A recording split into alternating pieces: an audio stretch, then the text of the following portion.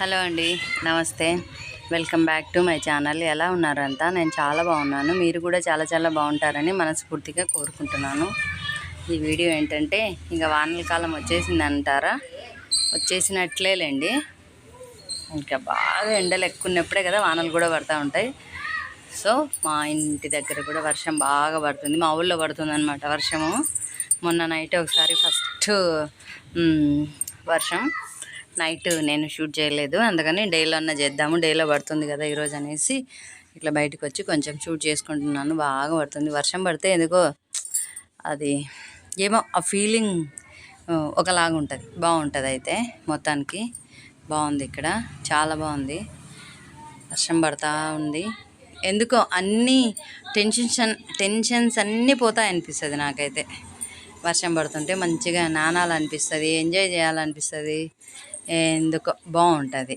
ఎంతమందికి ఇట్లా ఫీలింగ్స్ ఉంటాయి నాకు ఖచ్చితంగా షేర్ చేసుకోండి, సరేనా?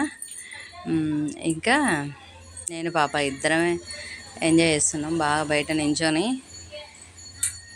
బాగుందన్నమాట. మా ఇంటి ఆ వారకు నించుంటే కొంచెం వర్షం పడదు, ఇంకా ఇది సరిపోవట్లేదు ఎంజాయ్ చేయనీక. అందుకోసం మళ్ళీ పైకి వచ్చేసిన. ఇంకా పైన చూడండి ఎంత బాగున్నాయో, చెట్లన్నీ స్నానం చేస్తున్నట్టున్నాయన్నమాట. నాకు అట్లానే అనిపిస్తుంది.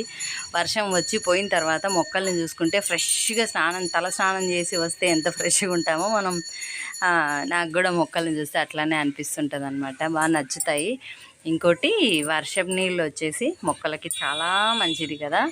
మనం ఎన్ని నీళ్ళు పోసినా వేస్ట్. మాకైతే మొక్కలకి నీళ్ళు ఏం తక్కువ ఉండవులేండి, పైన ట్యాంక్ ఉంటుంది కాబట్టి ఈయనైతే మంచిగా పైపు పెట్టేసి మంచిగా పోస్తాడు నీళ్ళు లేక ఎండిపోయే సమస్య అయితే మొక్కలకు ఎప్పుడు రాదు కూడా.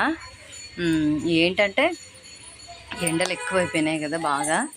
ఇంకా ఎంతైనా నీకు బలం, మట్టిలోది బలం తగ్గిపోతుందన్నమాట ఎండలు ఎక్కువయ్యేసరికి. భూమిలో పెరిగినట్లు మొక్కలు ఇట్లా కుండీలలో పెరగవు కదా, అంటే వాటికి ఇంకా మంచిగా పోషకాలు ఇస్తూ ఉండాలి.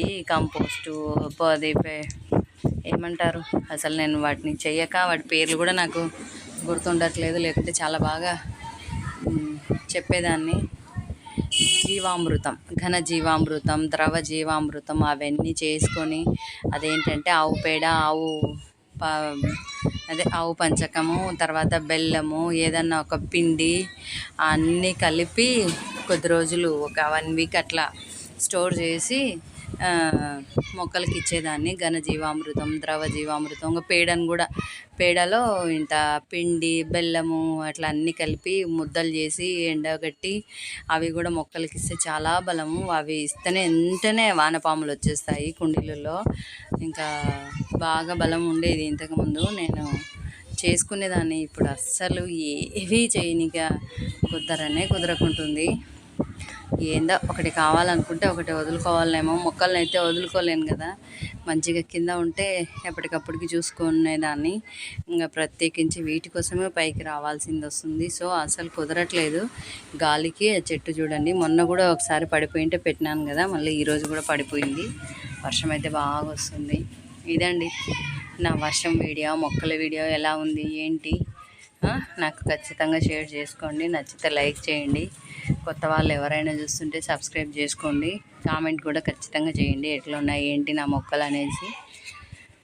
బాగా పచ్చగా అయితే వస్తున్నాయి. ఇంక ఈ వర్షం పడింది కదా, ఇంకా సూపర్ ఉంటాయని నాకు బాగా గట్టిగా అనిపిస్తుంది. ఇంకా పెరుగుతాయి ఈ మొక్కలు, ఎంత ఏపుగా పెరుగుతాయో పిచ్చి మొక్కలు కూడా అంతే పెరుగుతాయి.